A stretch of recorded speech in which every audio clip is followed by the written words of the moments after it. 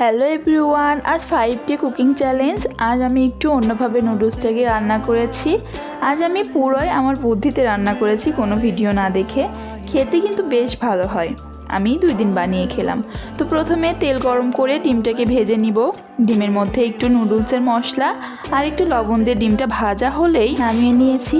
এবার একই কড়াই একটু তেল দিয়ে দিব পেঁয়াজ, রসুন, কাঁচা লঙ্কা। এবার এটাকেও লবণ দিয়ে ভেজে নিতে হবে।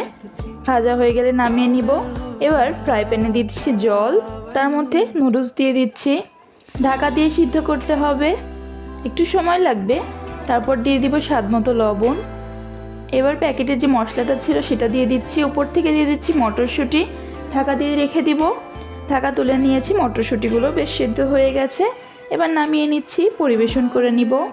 উপর থেকে পেঁয়াজ ভাজা আর ডিম ভাজা দিচ্ছি, আর উপর থেকে দিয়ে দিব মশলা। পরিবেশন করে দেখো, খুব মজা খেতে।